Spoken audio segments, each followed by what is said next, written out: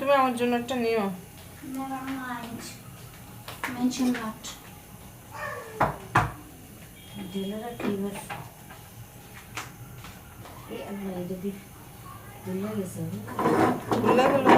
একই জায়গায়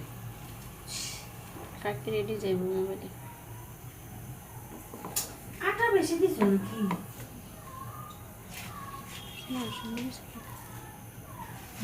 পিঠা নরম আর একটা হচ্ছে ক্ষীরটা শক্ত হয় নাই, নরম হচ্ছে লেটকা হয়েছে, মেইন হচ্ছে এটা।